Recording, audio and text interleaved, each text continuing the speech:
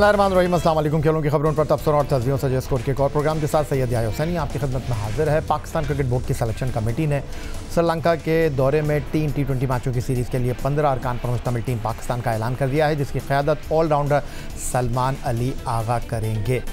तवक्कुआत के मुताबिक टीम पाकिस्तान में साबिक कप्तान बाबर आजम, वनडे टीम के कप्तान शाहीन शाह अफरीदी और test fast bowler Haris Rauf को जगह नहीं मिल सकी और ये तीनों खिलाड़ी पाकिस्तान क्रिकेट बोर्ड के NOC के साथ इस वक्त जो है वो ऑस्ट्रेलिया में बिग बैश लीग खेलने में मसरूफ़ दिखाई दे रहे हैं।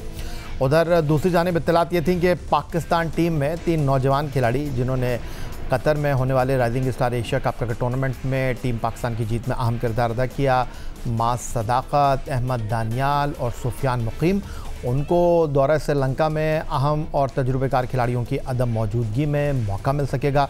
ऐसा हुआ नहीं और पाकिस्तान क्रिकेट बोर्ड की सिलेक्शन कमेटी ने जिस 15 खिलाड़ियों पर मुश्तमिल टीम का ऐलान किया है, उस टीम में इन तीनों खिलाड़ियों के नाम शामिल ना होने पर हैरानगी का इजहार किया जा रहा है। उधर दूसरी तरफ सलमान अली आगा की क़यादत में खेलने वाली टीम पाकिस्तान 4 और 5 जनवरी को 2 हिस्सों में श्रीलंका रवाना होगी, अल्लामा इकबाल इंटरनेशनल एयरपोर्ट लाहौर से, और पाकिस्तान टीम 7 तारीख को दम्बोला में मेज़बान श्रीलंका के साथ 3 T20 मैचों की सीरीज़ का पहला मैच खेलने के बाद एक दिन के आराम के बाद 9 जनवरी को दूसरा और 11 जनवरी को दम्बोला ही में तीसरा T20 इंटरनेशनल मैच खेलेगी।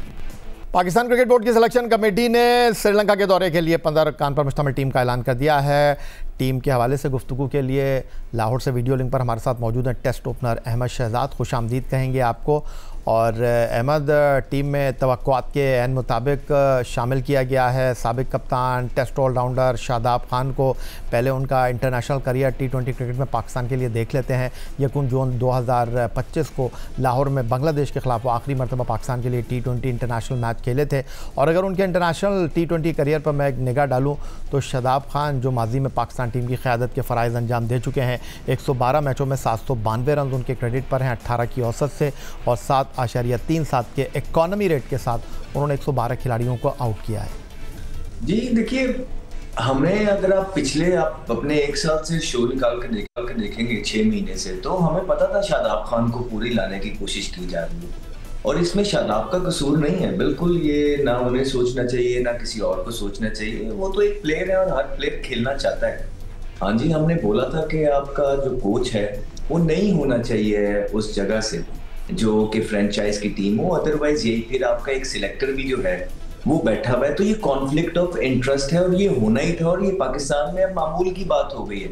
अब इसको बुरा भी नहीं, अब तनकीद को बुरा भी नहीं समझते। तो हम तो पहले ही बोल रहे थे कि ये होने वाला है, क्योंकि शादाब जब खेल रहे थे इनकी कोई परफॉर्मेंस नहीं थी, इसी वजह से इनको ड्रॉप किया गया। फिर ये डोमेस्टिक के अंदर जाते थे, इंजर्ड हो जाते थे, लिखवा के फिर चले जाते थे। लीग्स आती हैं तो ये फिट हो जाते हैं। उसके बाद इनकी अभी तो कंधे की इंजरी हुई है। उस कंधे की इंजरी के बाद ये सिर्फ बिग बैश में खेलने गए हैं, 2 मैच खेले हैं, 50 भी नहीं है, 3-4 आउट है। उसके बाद आपने इनको पाकिस्तान क्रिकेट टीम के अंदर डाल लिया है। यकीन जानिए यही वो वजूहात हैं जिसकी वजह से पाकिस्तान का मजाक उड़ता है पूरी दुनिया के अंदर के यहाँ पे कोई क्राइटेरिया नहीं है। आपकी टीम में कौन कैसे आ जाता है, कौन कैसे बाहर हो जाता है, कोई अकाउंटेबिलिटी नहीं है डालने वालों की, कोई अकाउंटेबिलिटी नहीं है निकालने वालों की। यही वजह है कि आपकी टीम अभी 9वें नंबर पर खड़ी है। शादाब का कसूर नहीं है, सिस्टम इस तरह का आपने बना दिया। अहमद शहजाद साहब, वजह फरमाया आपने और आप के सवालात अपनी जगह, लेकिन लोगों का कहना यह है कि सिर्फ शादाब पर सवाल आप क्यों उठा रहे हैं, क्योंकि जब आपको याद होगा जनूबी अफ्रीका के दौरे में दूसरे टेस्ट मैच के दौरान पिंडली की तकलीफ़ का शिकार हुए थे साइम अयूब, फिर वो क्रिकेट के मैदानों से दूर रहे थे, चैम्पियंस ट्रॉफी नहीं खेले थे, वो भी पाकिस्तान टीम में बगैर खेले ही वापस आए थे, अनफिट हुए थे और उनकी टीम में डायरेक्ट लैंडिंग हुई थी। जब आप देखते हैं कि किसको इतना चांस मिला, उस टाइम पे साइम अयूब को इतने चांसेस प्रोवाइड नहीं किए गए थे और फिर वो यंगस्टर है। दुनिया भर के अंदर यंगस्टर को ट्रीट करने का तरीका डिफरेंट होता है और सीनियर प्लेयर जो कि कोई परफॉर्मेंस ना कर रहा हो, जिसके होते हुए 8 वर्ल्ड इवेंट्स हार गए हो, उसकी परफॉर्मेंस ना हारी हो, तो उनको ट्रीट करने का तरीका डिफरेंट होता है। इसी वजह से साइम अयूब को जब ये अंदर लाए थे, लोगों ने इनको आड़े हाथों नहीं लिया, तनकीद नहीं की कि बच्चे हैं, फ्यूचर है, पोटेंशियल वाला प्लेयर है। वेरएस शादाब ने अपनी काफ़ी क्रिकेट खेल ली है और जो परफॉर्मेंसेस हैं वो हम सबके सामने है कि उनकी एज सच कोई इवेंट्स के अंदर परफॉर्मेंस है नहीं, इवन बायलैटरल के अंदर परफॉर्मेंस नहीं है।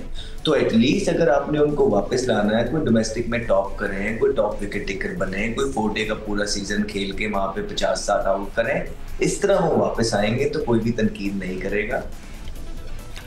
लेकिन दूसरी तरफ अहमद, बहुत ज़्यादा शोर हो रहा था कि पाकिस्तान टीम में राइजिंग स्टार एशिया कप के विनिंग टीम के खिलाड़ियों मास सदाकत, अहमद दानियाल, सुफियान मुकीम, जो कि यूएई में ट्राई सीरीज़ और एशिया कप में पाकिस्तान स्क्वाड का हिस्सा थे, उनकी टीम में वापसी होगी। लेकिन जब टीम का ऐलान हुआ तो सब हैरान हो गए, स्क्वाड को देखकर सब जो है शशदर रह गए। इन तीनों के नाम टीम में शामिल नहीं थे। नहीं, देखिए सुफियान मुकीम ऑलरेडी खेल रहे हैं।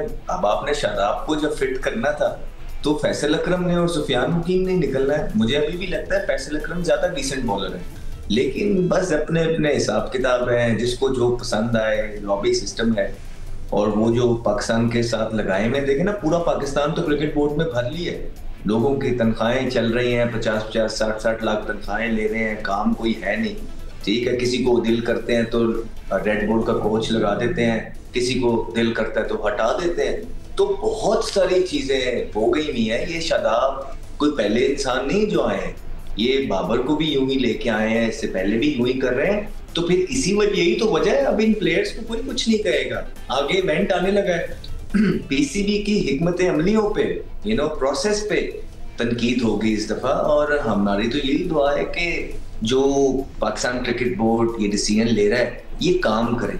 अगर खुदा न ख्वास्ता पाकिस्तान क्रिकेट बोर्ड के डिसीजन काम ना किए तो इस दफा इतना आड़े हाथों लिया जाएगा पीसीबी को कि शायद चाहे जितनी मर्जी डाइवर्जन लगा दें, इस दफा हैंडशेक वाला काम भी नहीं चलेगा, इस दफा एसीसी वाला काम भी नहीं चलेगा, इस दफा कोई और बहाना चलेगा नहीं। इस दफा हम सिर्फ लोगों को अभी ये याद कराते रहेंगे कि ये प्लेयर्स किस तरह आ रहे हैं और किस तरह जा रहे हैं, और ये रिजल्ट्स अगर इनकी फेवर में नहीं आएंगे तो लोग इन्हीं को आड़े हाथों लेंगे, और इतना लेंगे कि शायद इस दफा, आगे ऑलरेडी प्रेशर बहुत ज्यादा था, लेकिन वो कोई अब फर्क पड़ता नहीं है शायद पाकिस्तान की हार या जीत से किसी को।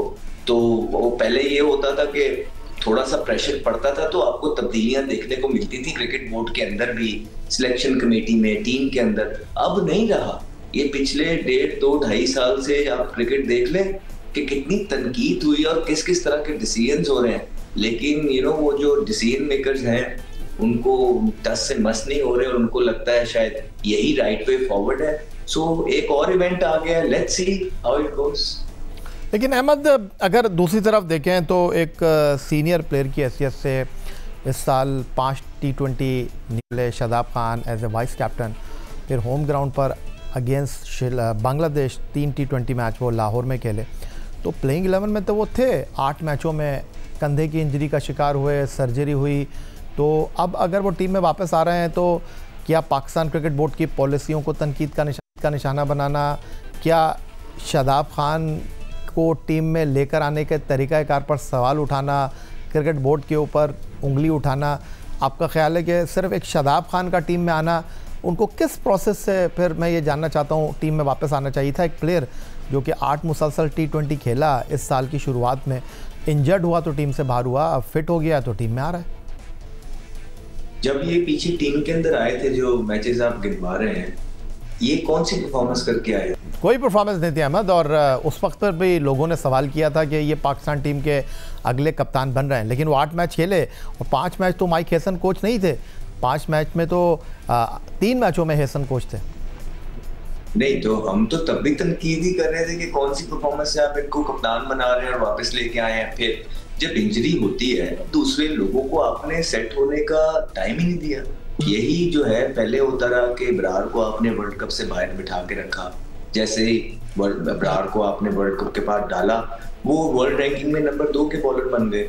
उसके बाद सुफियान मुकीम वगैरह को, इब्रार को आप हिलाते ही चले गए क्योंकि आपने कहीं ना कहीं शादाब की जगह रखनी थी। So this is how things are folding here, which is not correct. आपका क्राइटेरिया ही ठीक नहीं है। आप चाहे 8 मैच खिला के पहले खेल रहे थे या 108, पहले भी ये बगैर किसी परफॉर्मेंस के आए थे, फिर इंजर्ड हो गए, अनफॉर्चुनेट रहा, उसके बाद फिर अब बगैर परफॉर्मेंस के आ रहे हैं। तो क्राइटेरिया क्या है सर? फिर आपको भी खिला देते हैं, आया भाई फिट तो आप ही लग रहे हैं। हाँ। अहमद, मुझसे ज़्यादा बेहतर तो फिर आप खेल सकते हैं, पाकिस्तान के लिए टेस्ट खेलें, वनडे खेलें, T20 खेलें, आपने क्या कसूर किया? नहीं sir, I am really happy with my life, I am working for orphans और अभी फ्लड में काम कर रहे हैं। मैं बड़ा मुतमईन हूँ सर, ये सिस्टम आपको मुबारक हो। चलें जनाब, टेस्ट ओपनर अहमद शहजाद हमारे साथ लाहौर से वीडियो लिंक पर मौजूद हैं और पाकिस्तान टीम की सिलेक्शन पर शदीद तहफ़्फ़ुज़ात का इजहार कर रहे हैं। बिलखुसूस शादाब खान की जिस तरह टीम में वापसी हुई है उस पर अहमद शहजाद जो हैं वो सरापा एहतजाज हैं। मज़ीद गुफ्तगू एक ब्रेक के बाद।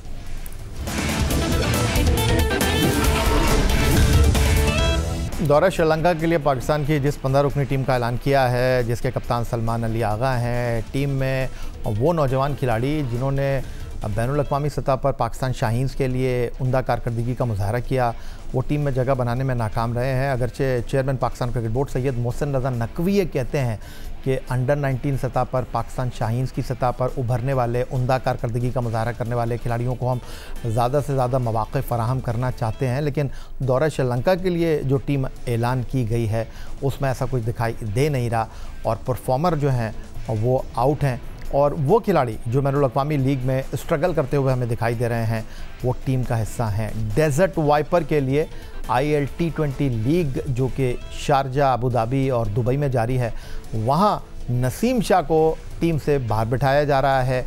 वो तीसरे फास्ट बॉलर की हैसियत से टीम में मौजूद हैं। फ़खर ज़मान से रन नहीं हो रहे, वो इस टीम का हिस्सा हैं। और अहमद, दूसरी तरफ सबसे सरप्राइज़ सिलेक्शन ख्वाजा नाफे का है। 5 फर्स्ट क्लास मैच, ना वो डोमेस्टिक क्रिकेट खेल रहे हैं, ना ख्वाजा नाफे जो हैं उन्होंने हाल ही में जो अबू धाबी में T10 लीग हुआ वहाँ पर कोई बड़ी परफॉर्मेंस का मुज़ाहरा किया, सिर्फ 140 प्लस की उनकी इनिंग है। अब वो बांग्लादेश प्रीमियर लीग में टीम के साथ हैं और उनको साहबजादा फरहान और उस्मान खान के साथ टीम में 15 रुकनी स्क्वाड में बतौर तीसरा विकेट कीपर मुंतखब करना, इस पर आप क्या कहेंगे? कोई भी आना चाहिए, परफॉर्मेंस के साथ आना चाहिए। आपने अपने प्लेयर्स को बुलाया ही नहीं। बाबर आजम कहाँ है? इतनी इंपॉर्टेंट सीरीज में वर्ल्ड कप होना है आपका, बाबर आजम आए नहीं। शाहीन कहाँ है? शाहीन क्यों नहीं आ रहे? उन्होंने खेलना नहीं है वर्ल्ड कप, या तो बता दें नहीं खेलना वर्ल्ड कप। तो अगर तो आप कह रहे हैं कि जी यंगस्टर्स को चांस दिया तो फिर बाबर को पीछे लेके क्यों आए थे? वहां भी यंगस्टर्स को खिला देते। ठीक है, जहां पे यंगस्टर्स को चांस देना था क्योंकि वर्ल्ड कप में टाइम था, वहां आपने दिया नहीं। अब जब वर्ल्ड कप सर पे आ गया और है भी श्रीलंका में और आपकी सीरीज श्रीलंका में है, आपने प्लेयर को और आपको उनके सीईओ ने आके क्या बयान दिया था? याद है कि आप भूल गए? ऑस्ट्रेलिया का सीईओ आके उसने क्या कहा था कि हम पाकिस्तानी प्लेयर नहीं छोड़ेंगे। आप तो कुछ कर ही नहीं सकते। आप कहते हैं रिलेशनशिप बिल्ड कर रहे हैं। कैसे रिलेशनशिप आप बिल्ड कर रहे हैं? उनके प्लेयर यहाँ पे खेल रहे होते, उनकी सीरीज चल रही होती, आपका सीईओ खड़ा होकर इस तरह के बयान दे सकता है? तो सर जाने दीजिए, ये आपका एक वीक क्रिकेट बोर्ड है जिनकी कोई हिकमत अमली समझ आती है नहीं हमें। इन्हीं को शायद समझ आती है और यही चीजें कर रहे हैं और अब वो टाइम दूर नहीं है। देखिए कि जितना मर्जी आपको सपोर्ट हो जाए, एक टाइम आता है कि आपका मटका भर जाता है, तो आपको तो एक्स्ट्रा मटका ऊपर लगा के दिया गया है, तो वो भी भरने वाला है। सो इवेंचुअली पाकिस्तान क्रिकेट के लिए जितने भी डिसीजंस लिए जा रहे हैं वो पाकिस्तान क्रिकेट के काम नहीं आते हुए नजर आ रहे, और उसका मेन चक्कर ही यही है कि सिलेक्शन का जो क्राइटेरिया है, लोगों को लाने और निकालने का जो मेरिट है, वो आप प्रिवेल नहीं करते। लेकिन अहमद शहजाद साहब, ये सिलेक्शन का जो मामला है ये तो हमेशा ऐसा ही रहा है और कभी खिलाड़ी जो हैं वो बच के निकल जाते हैं, कभी फिटनेस के ऊपर कोई कॉम्प्रोमाइज़ हो जाता है, कभी सेलेक्टर्स जो हैं वो हल्का हाथ रख देते हैं। इस तरह की गुफ्तगू तो होती रही है। आप अगर माजी में भी उठाकर देखें, जिस तरह टीम में बाबर आजम की वापसी हुई उस पर भी बहुत सारे सवालात उठे। अब सिर्फ एक शादाब खान को लेकर आप कह रहे हैं कि पूरा क्रिकेट बोर्ड जो है वो गलत पॉलिसियों के साथ चल रहा है। आपका कहना यह है कि सिलेक्शन जो है वो बिल्कुल उसके ऊपर सारे बॉक्सेस जो हैं वो टिक नहीं हो रहे हैं। सिर्फ एक शादाब खान की सिलेक्शन, ये वही टीम है जिसने इस साल 34 T20 मैच खेले हैं। ये मत कहिएगा कि किसके खिलाफ खेले हैं। बहरहाल जीत होती है। फिर इंटरनेशनल क्रिकेट पाकिस्तान में हो रही है। अभी हम PSL के हवाले से जो है वो काम करते हुए दिखाई दे रहे हैं। 6 टीमें 8 टीमों में कन्वर्ट होने का मतलब यह है कि हमारे 80 से ज़्यादा प्लेयर जो हैं उनको इस लीग में खेलने का मौका मिलेगा। तो मामला तो बेहतर होंगे। सिलेक्शन तो पहली मरतबा ऐसे नहीं हुई। ये सिलेक्शन चाहे पहली मरतबा हुई है चाहे आखिरी दफा, गलत तो गलत ही है, चाहे वो पहले हुआ है चाहे वापसी। आप कह रहे हैं मैचेस जीते, हाँ यंगस्टर्स के साथ आप मैचेस जीत रहे थे, आपने निकाल दिया। आप सीनियर प्लेयर्स लेके आए बगैर किसी परफॉर्मेंस के, गलत है बिल्कुल। आप प्लेयर्स को बगैर किसी परफॉर्मेंस के खिलाई जा रहे हैं, गलत है। आप प्लेयर्स को बगैर किसी परफॉर्मेंस के लेके आ रहे हैं, गलत है। अभी आप खुद ही तो नाफे पे, अगर इतना सब कुछ ठीक हो रहा है तो आपने मुझसे सवाल क्यों किया नाफे का और शादाब का? तो फिर चलने देते हैं सारी चीजें यूं ही। 9वें नंबर की टीम पे आके तो आप खड़े हो गए, इससे नीचे भी आप चले जाएंगे, कोई मसले वाली बात नहीं है। तो हम और आप फिर शो भी बंद कर देते हैं, क्योंकि अगर हमने ये चीजें मान ली कि हाँ ये मामूल की बात है, ये मेरिट का ना होना मामूल है और पाकिस्तान में ऐसे ही चलता है, तो ठीक है सर, हम भी चुप करके शो बंद कर देते हैं और हम आराम से घर पे बैठ जाते हैं। नहीं अहमद, हमारा काम सवाल करना है, आपका काम आवाज़ उठाना है। और अगर ऐसा ही है तो फिर अभी इंग्लैंड की टीम बैन स्टोक की क़यादत में एशेज़ खेलने के लिए ऑस्ट्रेलिया में मौजूद है। अगर गलत फैसले हैं तो एक टेस्ट मैच जीते हैं ऑस्ट्रेलिया में ब्रेंडन मैककलम, एशेज़ सीरीज़ बतौर कोच वो जीते नहीं हैं। उनकी कोचिंग में कभी टीम जो है वो आईसीसी टेस्ट चैम्पियनशिप के फ़ाइनल में पहुंची नहीं है। उसके बाद जो कारकर्दगी है वो आपके सामने है इंग्लिश टीम की, तो वहाँ पर भी क्रिकेट बोर्ड सारी गलतियाँ कर रहा है, वहाँ पर भी खाली सिलेक्शन जो है वो गलत हो रही हैं, वहाँ पर भी सब कुछ जो है वो मेरिट पर नहीं हो रहा। सर मैं जब इंग्लैंड का कोई तरफ से खेल लूंगा ना तो उन पर भी बात कर लूंगा। अभी मेरा सारा फोकस सिर्फ पाकिस्तान की टीम के ऊपर है, क्योंकि मैं यहाँ के सिस्टम को जानता हूँ, यहाँ से क्रिकेट खेला हूँ। उनकी पॉजिटिव चीजें भी गिनवा दे सर, जो उन्होंने पॉजिटिव किया है, पीछे किस तरह जो है ना उन्होंने जीते। हाँ उनकी टीम चेंज हुई है, मेन प्लेयर्स उनके गए हैं, उनको मुश्किलात हो रही है, उनके पास वो बॉलिंग शायद अवेलेबल नहीं, और शायद जो उनके यंग प्लेयर्स हैं वो डिफरेंस नहीं रख पा रहे हैं कि कहाँ पे उन्होंने गेम को लेके चलना है, कहाँ पे उन्होंने एग्रेसिव खेलना है। And it happens, it's okay. आप उनके सिलेक्शन के क्राइटेरिया को चैलेंज नहीं कर सकते। आप ये नहीं कह सकते कि वो किसी को निकालते हैं और फिर यूं ही ले आते हैं बगैर परफॉर्मेंस के। जब भी आप खुद ही जिस तरह नाफे की बात कर रहे हैं कि जी वो यहाँ भी खेला, वहां भी खेला, वहां भी खेला, परफॉर्मेंस नहीं है, टीम में आ गया। अभी आप शायद आपका क्वेश्चन कर रहे हैं जी वो यहाँ भी खेला, वहां भी खेला, यहाँ भी खेला, परफॉर्मेंस नहीं है, फिर टीम में आ गया। तो सर बाबर की बात कर रहे हैं कि जी वो परफॉर्मेंस नहीं थी, उसको टेस्ट से निकाला, फिर टेस्ट में ले आए, फिर उसको जी T20 से निकाला, फिर T20 में ले आए। अब उसको जी बुला ही नहीं रहे वापस जो आपके प्लेयर्स हैं ऑस्ट्रेलिया से, और वहां का CEO आके इस तरह के बयान कर रहा है। तो बस ठीक है फिर सर, ये सारी चीजें अगर आपके लिए नॉर्मल है तो बिल्कुल नॉर्मल सही, मेरे लिए नॉर्मल नहीं है, और उसके बारे में मैं जरूर बात कर रहा हूँ। और यही वजूहात है कि आपकी टीम 9वें नंबर की 8वें नंबर की टीम है, सिंपल। तो जाते जाते अहमद शहजाद साहब ये बता दें कि इस सिलेक्शन के ऊपर, तरीक़ाकार के ऊपर शदीद तहफ़्फ़ुज़ात का आप इज़हार कर रहे हैं, क्रिकेट बोर्ड की पॉलिसियों पर आप सवाल उठा रहे हैं, आपकी राय है और उस राय का मैं एहतराम करता हूँ। जाते जाते मुझे ये बता दें कि अब ICC T20 वर्ल्ड कप जो हम श्रीलंका में खेलने के लिए जा रहे हैं, क्या ये दुरुस्त फैसला है क्रिकेट बोर्ड की सिलेक्शन कमेटी का शाहीन, हारिस एंड बाबर के बगैर श्रीलंका में सीरीज़ खेलने का? क्योंकि ये खिलाड़ी तो अपनी मर्ज़ी से गए हैं ना बिग बैश खेलने के लिए, उस वक्त ये सीरीज़ प्लान नहीं थी, तो अगर नहीं खेल रहे तो कौन सी इतनी बड़ी बात है? नहीं जी, सिंपल सा जवाब ये है कि ये सही तरीका नहीं है। आपके प्लेयर्स को अवेलेबल होना चाहिए। आपके प्लेयर्स बिल्कुल वर्ल्ड कप से पहले ऑस्ट्रेलियन कंडीशंस में जाके खेल रहे हैं, और वहाँ भी जो परफॉर्मेंसेस हैं वो आप सबके सामने। तो बेहतर ये होता कि वो पाकिस्तान के लिए अवेलेबल होते और श्रीलंका के अगेंस्ट जाके कंडीशन से और वेदर से अपने आप को कंडीशंस के हिसाब से ढालते और वहाँ पे क्रिकेट खेलते, ताकि वर्ल्ड कप में उनको बेहतर चांस मिल सकता परफॉर्मेंस करने की। बहुत शुक्रिया। टेस्ट ओपनर अहमद शहजाद हमारे साथ मौजूद थे और दौरे श्रीलंका के लिए पाकिस्तान की रुकनी टीम के सिलेक्शन पर शदीद तहफ़्फ़ुज़ात का इज़हार कर रहे थे, और उनका कहना यह है कि बिलखुसूस टेस्ट ऑलराउंडर शादाब खान की टीम में शमूलियत उनके लिए हैरान कुन है। बिना किसी परफॉर्मेंस के शादाब खान को टीम में शामिल करना अहमद शहजाद के ख़्याल में बिल्कुल भी दुरुस्त और मुनासिब फ़ैसला नहीं है। उसके साथ उनका कहना यह है कि ICC T20 world cup sir पर है, और 3 अहम खिलाड़ियों को जो कि बिग बैश लीग खेल रहे हैं उनको इस सीरीज़ में ना बुलाना भी उनके लिए हैरान कुन है। मिलते हैं एक ब्रेक के बाद।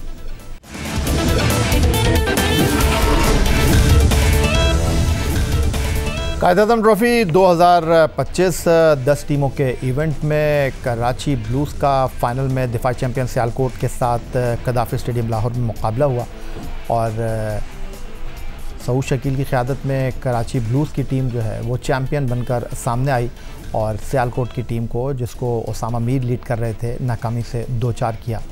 सिंध में क्रिकेट के हवाले से आज गुफ्तगू करेंगे और हमारे साथ कराची सिटी क्रिकेट एसोसिएशन के मुंतज़म आज़म ख़ान हमारे साथ स्टूडियो में मौजूद हैं और उनके अलावा नवाब शाह क्रिकेट के मुंतज़म और सीट क्लब के ऑर्गेनाइज़र अफजल खालिद साहब हमें स्टूडियो में ज्वाइन कर रहे हैं। दोनों को प्रोग्राम में खुशामदीद कहेंगे। पहले आज़म, आपसे गुफ्तगू की शुरुआत कर लेते हैं और खुर्रम नियाज़ी जो पाकिस्तान डोमेस्टिक क्रिकेट के मामलात को देखने में कराची आए और चाहूँगा कि कराची सिटी क्रिकेट एसोसिएशन के नुमाइंदों से उनकी क्या मुलाकात हुई। वो नेशनल स्टेडियम कराची में भी आए, आप लोगों के साथ ग्रुप फ़ोटो उन्होंने बनाया और कराची क्रिकेट के ऑफिस में बैठकर उन्होंने जो रीजन के नुमाइंदे थे उनके साथ गुफ्तगू की, उस बारे में जानना चाहूँगा। बिस्मिल्लाहिर्रहमानिर्रहीम। याया भाई, जैसा कि आपने कहा कि कायद-ए-आज़म ट्रॉफ़ी कराची की टीम जीती, उसके बाद खुर्रम भाई पहली दफ़ा कराची आए और उन्होंने नदीम उमर साहब से भी उनकी मुलाकात रही और साथ साथ वो रीजन के ऑफिस आए और खुर्रम नियाज़ी साहब क्रिकेट के लिए बहुत कर रहे हैं और बहुत अच्छा करना चाहते हैं। उस सिलसिले में वो ऑफिस आए और सारे जो हमारे ओहदेदारान थे उनसे मुलाकात की उन्होंने और उनको बताया कि वो क्या करना चाहते हैं और क्या उनका आगे का प्लान है और साथ साथ जो एकेडमी वो पूरे पाकिस्तान में लगा रहे हैं उसका आगाज़ वो कराची से करना चाहते हैं। फ्यूचर स्टार्स क्रिकेट एकेडमी जो रीजन और पीसीबी मिलके लगाएंगे। आपको पता है कि खुर्रम नियाज़ी साहब की पूरी कोशिश ये है कि पाकिस्तान में क्रिकेट ऊपर जाए और ख़ास तौर पे वो बड़े शहरों के में जो है कोशिश कर रहे हैं कि जहाँ क्रिकेट थोड़ी बहुत ग्राउंड ना होने की वजह से थोड़ी बहुत पीछे जा रही है, उसको आगे लेके आएँ। और हमने उनसे, हमारे जो खालिद नफीस भाई हैं, तौसीफ सिद्दीकी साहब हैं जो हमारे एक्टिंग सेक्रेटरी हैं, उन्होंने उनको ग्राउंड के हवाले से भी आगाह किया और उन्होंने कहा इंशाअल्लाह मैं बात करूँगा और रीजन को ये ग्राउंड दिलवाएँगे। आज़म खान हमारे साथ मौजूद हैं और कराची क्रिकेट के हवाले से हौसला अफजा खबर है कि खुर्रम नियाज़ी जो Pakistan cricket board domestic director हैं वो कराची आए और तवातुर के साथ वो कराची आ रहे हैं और कराची रीजन में जिस तरह आज़म खान ने बताया कि वो फ्यूचर स्टार के हवाले से एक एकेडमी बनाने का इरादा रखते हैं कराची सिटी क्रिकेट एसोसिएशन के साथ, उस पर मज़ीद बातचीत करेंगे। अफजल खालिद हमारे साथ मौजूद हैं, मुंतज़म हैं नवाब शाह क्रिकेट के। अफजल खालिद साहब, सबसे पहले तो मैं ये जानना चाहूँगा कि हैदराबाद में जो 7 रीजन आते हैं उनमें से एक नवाब शाह है। नवाब शाह में क्रिकेट के इंफ्रास्ट्रक्चर के हवाले से कुछ बताइएगा कि नवाब शाह में कितने क्लब हैं, आपका कौन सा क्लब है और ये जो अब हनीफ मोहम्मद ट्रॉफ़ी होगी तो नवाब शाह का कितना हिस्सा होगा सिलेक्शन के हवाले से? देखिए जी, हमारे पास एक तो ग्राउंड बहुत कम है, नियाज़ स्टेडियम भी रीजन के पास नहीं है, तो नवाब शाह में एक ग्राउंड है बिलावल, तो उधर तो मैचेस होते नहीं हैं।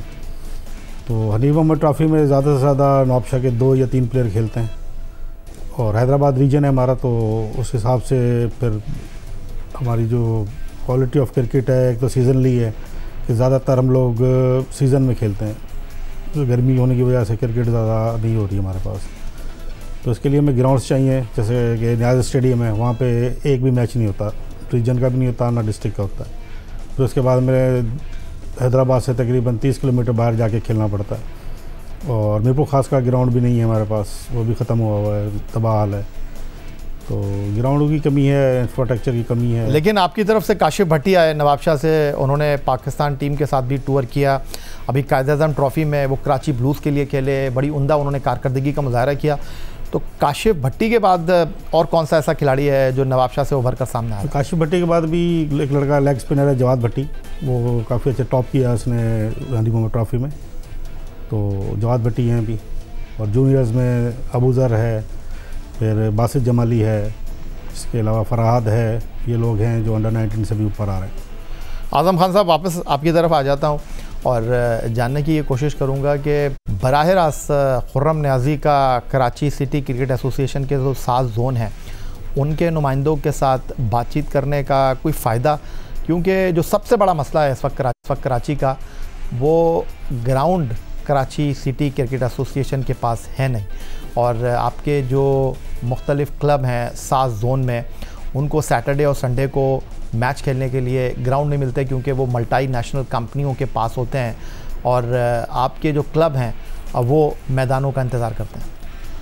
या भाई सैटरडे संडे नहीं, पूरे वीक ही नहीं मिलते ग्राउंड क्लब को खेलने के लिए। और खुरम नियाज़ी साहब, जैसे मैंने आपको बताया कि वो पाकिस्तान में क्रिकेट के लिए बहुत काम कर रहे हैं, और वो कराची बड़ा शहर है, उनकी कोशिश ये है कि कराची की क्रिकेट जो है वो बहाल हो, और इस सिलसिले में उन्होंने हमें सबको यकीन दिलाया कि इंशाल्लाह वो ग्राउंड के सिलसिले में चेयरमैन क्रिकेट बोर्ड जनाब मोहसिन नकवी साहब से बात करेंगे, और मुझे उम्मीद है कि मोहसिन नकवी साहब जो है ग्राउंड रीजन को दिलवाएंगे। आपको पता है कि नदीम उमर साहब की क़यादत में इस दफ़ा भी कराची ने ट्रॉफ़ी जीती, और 2023-24 में तो ऑलमोस्ट सारी टूर्नामेंट कराची की टीमों ने जीते थे। 15 से लेकर के कायदे आज़म ट्रॉफ़ी, T20 वनडे में रनर अप थे। तो ये ग्राउंड के लिए खुरम नियाज़ी साहब ने कहा है कि इंशाल्लाह वो बात करेंगे और ग्राउंड आप लोगों को दिलवाएंगे।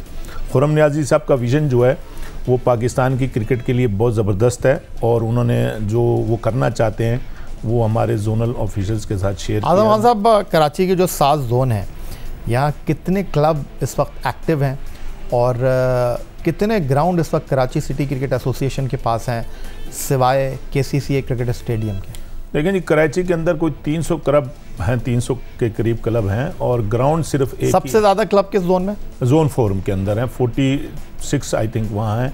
लेकिन ग्राउंड रीजन के पास एक ही है, जो KCCA स्टेडियम है, वही ग्राउंड है, उस पर ही सारी क्रिकेट हो रही है।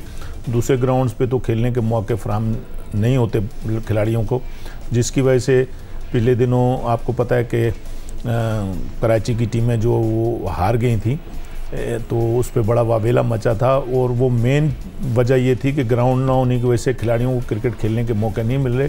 जो कुछ भी कोशिश की जा रही है वो KCCA स्टेडियम पे ही हो रहे हैं क्रिकेट। आप पता है नदीम उमर साहब ने कोई तकरीबन 10 करोड़ के करीब उन पर लगाए हैं पैसे, और वो बच्चों के लिए अगर आप देखें जाके, उनकी ख्वाहिश है कि बच्चे ग्राउंड पे खेलें, और दूसरे ग्राउंड अगर मिलेंगे वो भी KCCA स्टेडियम की तरह नदीम उमर साहब का जो है वो ख्याल है कि उस तरह बनाएंगे उनको। अफजल खालिद साहब, जो हैदराबाद रीजन की टीम खेलती है हनीफ मोहम्मद ट्रॉफ़ी, माजी में कायदे आज़म ट्रॉफ़ी भी खेली है, शहीद बेनज़ीराबाद, उसके साथ जो है वो ठट्टा, बद्दीन, उसके अलावा जो सखर है, यहाँ के प्लेयर जो हैं वो हैदराबाद की टीम में मुंतखब होते हैं। इन खिलाड़ियों का सिलेक्शन कौन करेगा जब हनीफ मोहम्मद ट्रॉफ़ी के लिए टीम बनेगी? क्या लोकल सेलेक्टर करेंगे या पाकिस्तान क्रिकेट बोर्ड के सेलेक्टर आकर जो है वो हैदराबाद रीजन के लिए टीम का इंतखाब करेंगे? जी देखें, अभी बोर्ड ने एक सिस्टम दिया हुआ है कि कोचेज़ ही आते हैं, वही ऑटो सेलेक्टर भी हैं उसी में, और जो रीजन का कोच है वही सिलेक्टर होता है। फिर उसके साथ डायरेक्टर डोमेस्टिक होते हैं, तो ऑटो में वो लोग उनको सेलेक्ट करते हैं। तो सखर तो हमसे अलग हो जाता है, वो अलग रीजन है, लाड़काना रीजन आ जाता है। लेकिन हमारे पास जो डिस्ट्रिक्ट हैं उसमें जामशरो है, बिपो खास है, बदीन है, ठट्ठा में ग्राउंड नहीं है, बदीन में ग्राउंड नहीं है, तो सांगड़ है। तो ये डिस्ट्रिक्ट्स हैं हमारे साथ। तो ये हनीफ मोहम्मद ट्रॉफ़ी में बस यहीं से टीम बनती है। कराची का तो मसला है, कराची एक बहुत बड़ा शहर है, लेकिन यहाँ पर जो मुख्तलिफ जोन है उनके पास अपने खिलाड़ियों को खेलने के लिए ग्राउंड है नहीं। और फिर सिंध में जिस तरह आप हैदराबाद रीजन की बात कर रहे हैं, नियाज़ स्टेडियम हैदराबाद जो पाकिस्तान का माजी में टेस्ट सेंटर हुआ करता था, वो इस वक्त क्या वीरानी का मंजर पेश कर रहा है। तो आपके पास ऐसा कौन सा ग्राउंड है जहाँ पर, जिस तरह आज़म खान ने बताया कि सिर्फ सारी क्रिकेट KCCA ग्राउंड पर हो रही है? हमारे पास एक बिलावल स्टेडियम है नौबशाह में, जो एक्टिव है, उधर ही क्रिकेट हो रही है सारी। और हैदराबाद नियाज़ स्टेडियम के भी खुरम नियाज़ी साहब आए थे, तो उन्होंने कोशिश की है कि भी हो सकता है अभी हैंड ओवर हो जाए PCB के। तो अगर नियाज़ स्टेडियम PCB के हैंड ओवर हो जाता है तो फिर क्रिकेट आबाद हो जाएगी वहाँ पर भी। तो आज़म खान साहब, ये बताइएगा कि ये जो कराची की टीम कायदे आज़म ट्रॉफ़ी जीती है, एक टाइम पर तो कराची की टीम कायदे आज़म खेल ही नहीं रही थी, लेकिन कायदे आज़म ट्रॉफ़ी में शामिल हुई, चैम्पियन बनी। अब जो कराची सिटी क्रिकेट एसोसिएशन के ओहदेदार हैं, जिनमें आप भी शामिल हैं, नदीम उमर साहब आपके रूह रवां हैं, आप लोग क्या तैयारी कर रहे हैं हनीफ मोहम्मद ट्रॉफ़ी के लिए, ताकि कराची वाइट्स जो है वो कायदे आज़म ट्रॉफ़ी के लिए क्वालिफाई कर सके? या भाई इसमें जो है हेड कोच इकबाल इमाम, सईद बिन नासिर और जो कराची के कोचेज़ हैं वो, और साथ साथ जो है असद शफीक जो हैं, जो डायरेक्टर एकेडमी हैं कराची में, उन्होंने कैंप लगाया हुआ है नेशनल स्टेडियम में और KCCA में भी लगा हुआ है ताकि खिलाड़ी वहाँ प्रैक्टिस करें, और प्रैक्टिस कर रहे हैं। और कोशिश यही होगी कि हम अनीफ मोहम्मद ट्रॉफ़ी के फ़ाइनल में आएँ और दूसरी टीम भी हमारी ग्रेड 1 में आ जाए। मैं यहाँ पे, आपने कहा कायद-ए-आज़म ट्रॉफ़ी खेल नहीं रही थी, मैं यहाँ नदीम उमर साहब और मोहसिन नकवी साहब, अब्दुल्ला खुरम न्याजी साहब का मशकूर हूँ कि उन्होंने कराची की टीम को ग्रेड 1 खेलने का मौका फराहम किया और वो टीम कायद-ए-आज़म ट्रॉफ़ी जीती। और हम सारे ओहदेदारान बहुत खुश हैं कि हमारी टीम ने कायद-ए-आज़म ट्रॉफ़ी जीती है, और नदीम उमर साहब उनके एजाज़ में जल्दी एक बड़ा फंक्शन करने वाले हैं इंशाल्लाह। उसमें हम सब लोगों को मदऊ करेंगे और खिलाड़ियों को नदीम उमर साहब ने जो पैसों का ऐलान किया वो भी देंगे इंशाल्लाह। ये जो नाराज़गी का एलिमेंट है कराची सिटी क्रिकेट एसोसिएशन के मुख्तलिफ जोन में, क्या ये जीत के बाद अब सब एक पेज के ऊपर है, या ये जो एक रस्साकशी चलती रहती है कि हमारा प्लेयर नहीं खेलता, अब आपके लिए बेहतरीन मौका है कि कराची ब्लूज़ के बाद कराची वाइट्स की टीम भी खेले, तो ज़्यादा से ज़्यादा जो खिलाड़ी हैं वो कराची की नुमाइंदगी फ़र्स्ट क्लास क्रिकेट में कर सकते हैं? मैं आपको बताऊं याया भाई कि जैसे अभी अफजल भाई ने बताया, ये बड़ा ट्रांसपेरेंट सिस्टम बनाया खुरम न्याजी साहब ने और सब ने, कि जो लड़के परफॉर्मेंस करेंगे वही कराची की टीमों में या पूरे मुल्क की जो टीमें रीजन्स की उनसे खेलेंगे। उसमें तो ये चक्कर नहीं है कि मेरा खेले या तुम्हारा खेले या फलाने का खेले। बहरहाल शिकायत होती हैं, लोग अपनों से ही शिकायत करते हैं। कोई ऐसे प्लेयर भी होते हैं कि जो अगर उनकी परफॉर्मेंस है तो वो टीम में आगे नहीं आ पाते, वो इस वजह से कि वहाँ ऑटो सिलेक्शन वाले भी लड़के होते हैं जो टेस्ट क्रिकेटर हैं, इंटरनेशनल क्रिकेटर हैं, उन्होंने प्रीवियस परफॉर्मेंसेस होती हैं उनकी और वो टीम में मौजूद होते हैं। तो एक आध लड़का कोई ऐसा रह जाए तो वो रह सकता है, लेकिन कोई ऐसा खिलाड़ी है नहीं कराची में कि जो परफॉर्मेंस के बावजूद भी ना खेला हो। तो अफजल खालिद साहब, कायद-ए-आज़म ट्रॉफ़ी एक टाइम पर हैदराबाद ली, हैदराबाद से कई खिलाड़ी जो हैं वो पाकिस्तान के लिए बैनुल अक़वामी क्रिकेट खेले। इवन अंडर 19 सतह पर जो है वो अज़ीम घुमन ने पाकिस्तान को ICC में एज ए कैप्टन लीड भी किया। तो आपके ख़्याल में जो सिंध के दीगर शहर हैं जहाँ पर हैदराबाद रीजन में आप जिस तरह नवाबशाह, सक्खर, बेनज़ीराबाद और दीगर जो डिस्ट्रिक्ट हैं वो आ जाते हैं, टैलेंट को आगे आने के हवाले से किस हद तक मुश्किल का सामना है? पाकिस्तान क्रिकेट बोर्ड जो है वो सिंध के डिस्ट्रिक्ट में, सिंध के रीजन में किस हद तक ताउन कर रहा है आपके साथ? अभी जिस तरह स्कूल क्रिकेट करवा रहे हैं उससे ये हुआ कि छोटे बच्चे जो आ रहे हैं, टैलेंट काफ़ी सारा निकला है उसमें, और लड़कों में शौक़ पैदा हुआ है कि स्कूल से टीमें बन के आ रही हैं, तो उससे ये काफ़ी चीज़ें बेहतर हुई हैं। फिर इसके अलावा ये है कि जैसे अज़ीम घुमन या शर्जील खान खेले, काशी भट्टी खेले, काशी भट्टी ने टूर किए लेकिन काशी भट्टी पाकिस्तान नहीं खेल सके, तो इन लोगों ने काफ़ी मेहनत की। लेकिन हमारे पास सिर्फ ग्राउंड की कमी और सीज़न लीग क्रिकेट, ये हमारा सबसे बड़ा जो है वो नुकसान है। जिस तरह दादू से जायद महमूद खेले तो ज़्यादातर क्रिकेट उन्होंने आके कराची खेली, तो बेहतर है कि हमें पूरे एक एकेडमी दी जाए उधर ताकि हम उसको बेहतर तरीके से रन। और जाते जाते आज़म खान साहब ये बताइएगा कि जिस तरह आपने बताया कि आप पाथवे रहे हैं, नौजवान खिलाड़ियों के साथ सिलेक्शन करके Pakistan cricket board Karachi city cricket association के साथ एक एकेडमी के ऊपर काम कर रहा है, तो उसमें क्रिकेट बोर्ड का कितना हिस्सा होगा और कराची रीजन का कितना हिस्सा होगा? स्पॉन्सर कौन होगा? देखिए जी, उसमें खुरम न्याजी साहब ने कहा कि सारा फंडिंग मैं करूँगा, और नदीम साहब ने भी कहा कि हम दोनों मिलके करेंगे इंशाल्लाह। और रीजन और खुरम न्याजी साहब PCB जो हैं वो मिलके ये दोनों काम कर रहे हैं। आपने जैसे इन्होंने इंटर स्कूल की बात, खुरम न्याजी साहब का ये बहुत बड़ा इकदाम था इंटर स्कूल कराने का, और जिसका फ़ाइनल अभी आप 1 जनवरी को नया नाज़माबाद में होगा। उसमें आपको पता है बड़े बड़े स्टार्स आ रहे हैं फ़ाइनल के मौके पर, तो मैं तमाम लोगों से कहूँगा वो बच्चों का फ़ाइनल देखें आके और स्टार्स से मिलिए, और फिर मैं वापस आऊँगा कि एकेडमी की तरफ। तो वो दोनों रीजन और PCB मिल के लगाएंगे, और इसके लिए खुरम न्याजी साहब ने जो है वो स्टेडियम में 9 विकेटें बनाने का भी ऐलान किया है कि वो पिछली साइड पर नई बिल्डिंग के पीछे साइड में 9 विकेटें बना के देंगे रीजन को, जो सिर्फ तो ओवल ग्राउंड जो है नेशनल स्टेडियम कराची के साथ, वहाँ पर कराची रीजन की टीमों को खेलने का मौका मिलेगा। जब या भाई जब वो खाली होता है तो हमने जब भी मांगा, आकिब जावेद साहब या उससे पहले नदीम खान साहब होते थे, अब असद शफीक देख रहे हैं। हाँ, आकिब जावेद साहब और नदीम खान साहब और असद शफीक साहब वो दे देते हैं जब खाली होता है ग्राउंड। उन्होंने कभी क्रिकेट के लिए मना नहीं किया हमें।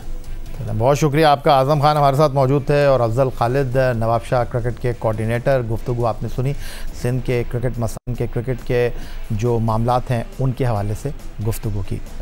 यही हमारा आज का ये प्रोग्राम था। आप एक्स अकाउंट पर हमें फॉलो कर सकते हैं, ईमेल कर सकते हैं, अपनी राय से आगाह कर सकते हैं score@geo.tv पर।